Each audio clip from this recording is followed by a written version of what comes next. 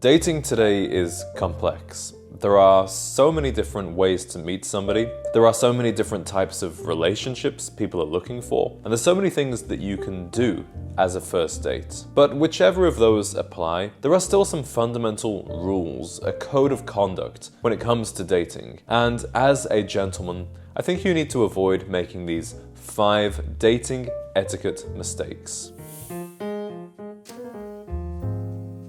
Hello, my name is James, and I'm on a mission to create a generation of gentlemen. The first dating etiquette mistake a gentleman never makes is failing to plan. It doesn't matter whether you're going on a coffee date, a walk date, an activity, or a dinner date. As a man, you want to have a plan for where you're going to go and what you're going to do. Even if it's a coffee and a walk, research or go to a coffee shop that you've been to before. Give her a specific time and place to meet you, and have an idea of a place that you can go for a walk after, or maybe a secondary activity. You want to have some plan in your mind rather than just wing it on the spot. This definitely applies to dinner dates. Always make a reservation, even if it's a Monday night at 7 p.m. when the restaurant's going to be half empty. Make that reservation. It shows to her that you're a man who can be trusted to make a plan and to prepare. Now, I get a lot of questions from guys asking me what I think a good first date should be. Is a coffee best? Should it be dinner? And I think the answer is, you should do whatever feels most authentic to you, whichever one you want to do the most. If you don't feel like dinner for you is a great environment to get to know somebody, it's a little bit too formal, you feel the pressure, you feel like it's an interview, then don't take women out for dinner. There are plenty of women who would actually prefer to go for a coffee. Having said that, if you're only doing coffee because you're going on 4 dates a week and you can't afford to take them out for dinner, then maybe your priorities need realigning. Personally, I noticed that if I were asking a girl on a coffee date, normally that was because I wasn't really sure about her and I kind of wanted to check to see if I was into her before moving on to something else. I've learned from my dating experience that if I feel that way, it's not worth going on the date anyway, and I would rather go on fewer high quality dates and do something that I genuinely enjoy, like going to watch a show or having dinner.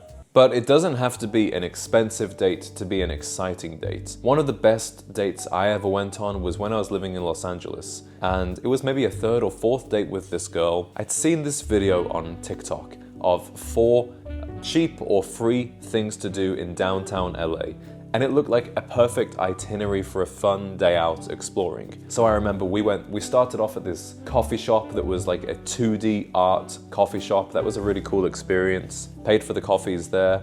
Then we went to a free exhibition at a museum. That was great fun. We rode the Angels Flight railway, and then we had some street food at the end at the Grand Market. The whole date probably cost me no more than $30 or $40, but we were out for absolutely hours. And then at the end of it, we ended up stumbling across this huge outdoor festival of Mexican music and food. And she was a Mexican girl, so she loved it. It was a new cultural experience for me. I remember we had some tacos and a couple of Mexican Cokes, watched some live music, watched some Mexican wrestling. So that was a date that was a perfect combination of planning. I had a bunch of things that we could do, and then there was room for spontaneity. But none of this was elaborate, none of this was expensive, but it was more about the adventure. And I think that's what women care about. They don't really need you to spend a ton of money on them. It's more about creating fun, creating something that's exciting. Now, talking of money, I have to say, I still think it's a dating etiquette mistake if you ask her to split the bill. Even though women may earn more than you, most women are financially independent. It's still been your decision to plan the date and choose where you're going. And I think you need to keep up this masculine frame, this frame of leadership and responsibility by paying for whatever you decide to do on that first date. Remember, you have, let's say it's a restaurant, you've chosen the restaurant, so you knew when you booked that restaurant how expensive it was. But she doesn't necessarily, especially if you've not told her exactly where it is and you're going to pick her up and it's a surprise. So it would be very rude and unfair, I think, to take her to this restaurant that you've chosen, perhaps it's expensive. Order all this stuff and then at the end of it say, let's split the bill. That might actually put her in a difficult financial situation. But even if it doesn't, on a first date, it's about you putting your best foot forward, showing who you are, and this generosity, it's incredibly seductive. It's incredibly enthralling to be in the company of somebody who feels like they can give openly and present a best version of themselves. To be stingy, to be splitting the bill, to be getting the coupons out on the first date, there's something about that that's just incredibly anti-seductive. However, as a gentleman, never make the mistake of thinking that just because you've paid for the dinner, that entitles you to anything from her, especially sexually. Chivalry is never meant to be transactional. It's about you doing something out of kindness, out of generosity, without the expectation that you'll get anything in return. I hope for you that your dates are successful, they lead to second dates, and she appreciates your chivalry. But no woman is going to go on a second date with a guy just because he paid for dinner. Or if she does that, then that's a different can of worms. But for the most part, you can't buy a woman by buying her dinner. If she doesn't want to see you again, she won't. It doesn't matter if you've paid the bill or not. But be the most courteous version of yourself and show her that you understand the game of chivalry, the game of attraction, by paying the bill. And if you decide to go on to a second place, let's say after dinner you go for drinks somewhere, she might offer to get drinks, and I think in that case that's fine. But it's important that for the first time money is laid down on the table, you take responsibility for that. I consider myself to be a pretty open book, but it's a big mistake, especially on a first date, to overshare. Even though you're an open book, the book is meant to be read in a certain order. And oversharing too soon is kind of like skipping to the end and ruining the whole story. On a date, I think it's okay to open up, share something, be a little bit vulnerable that's actually incredibly attractive. However, there should be some sense of personal boundaries for you. There should be some things about yourself or your life that you decide, I'm not going to share this with somebody until the third or fourth date. I'm not going to tell her about this until we're actually in a place where we're in a committed relationship. And don't feel like you're hiding anything from somebody. It's not the case at all. It's just you having a sense of self-respect and personal boundaries. Because when we do overshare, I think we tell the other person that we don't have our own respect for our personal boundaries. We don't understand when the right time and right place is to say something. That actually creates a feeling of distrust rather than trust. And besides, dating is by its nature a judgmental experience. You are making judgments about each other. There will be some things that a woman will tell you on a date and you think, okay, this is over now, this is a non-negotiable for me. It's very hard for people to listen without prejudice until they've developed some feeling of trust, some feelings of not love but some affection for you, a feeling of connection. Then they'll be more open-minded to hearing your more warty or dark side, the stories that you're perhaps a little bit less proud of, or some of the difficult things you've been through. But until you get to that point where you have that magnetic connection, it's best reserving some of those stories, keeping them to yourself. Think of it like a poker game. If you want to win, you can't reveal your cards to everybody. You have to keep them close to your chest. This third etiquette mistake is one that I've made a couple of times for sure, and I'll explain why that is in a moment.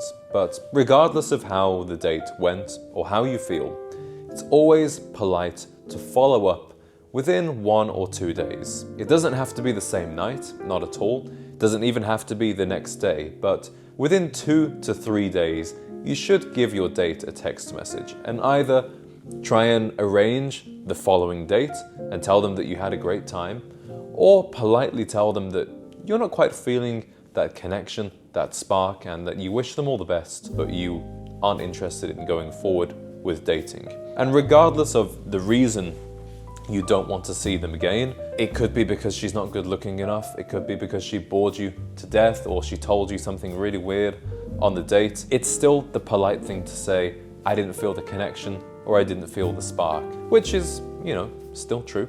We just don't need to get into details. Now, I mentioned that I have made this mistake a couple of times, and as I'm sure any of you guys who are in a big city dating a fair amount, you can relate. It gets very exhausting to just send the same messages after most first dates saying, hey, I'm not really feeling the spark, thanks for your time. I'm sure it's, it's also tiring to receive those messages. But there's nothing gentlemanly about just ghosting people. Even if you think they understand what's going on, even if they get the picture, there's still a chance that they're kind of racking their brains about what happened. This happened to me recently where I had been friends with a woman for a few weeks, and then we started dating and things took a little romantic turn.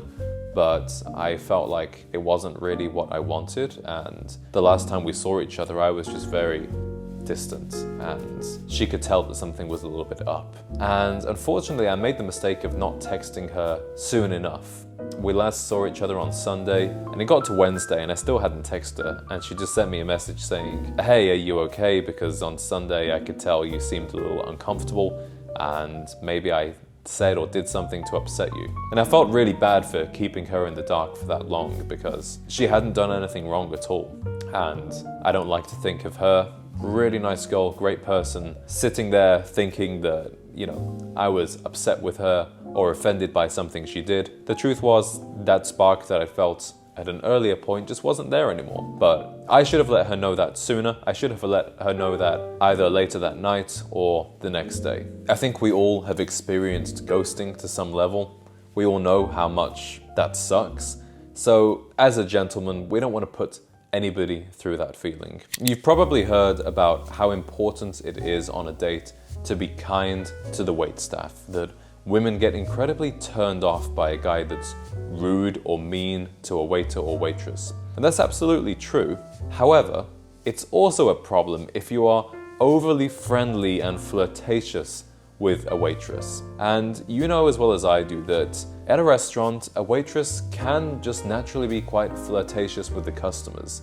They're trying to get tips, they're trying to leave a positive impression, and sometimes that can cross the lines into flirting. But if you're on a date and they're doing that, you really need to have the respect and the boundaries not to engage with any kind of flirtatious conversation or body language. You can still be polite, you can still be very kind, say please and thank you and smile, but you don't want to do anything more than that. If the waitress tries to engage in conversation with you, don't go back and forth in a conversation like you would if you were with your friends. Instead, keep all of the focus on your date, keep it short and polite with the waitress, and then get back to the woman that you're meant to be giving your attention to.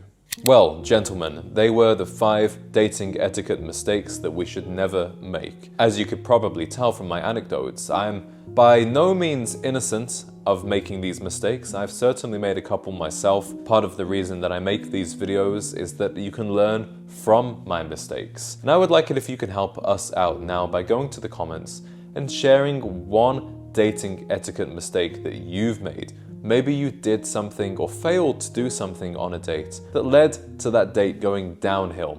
And we can all learn from your experience just as you've learned from mine. Thank you for watching, gentlemen, and I'll see you in the next video.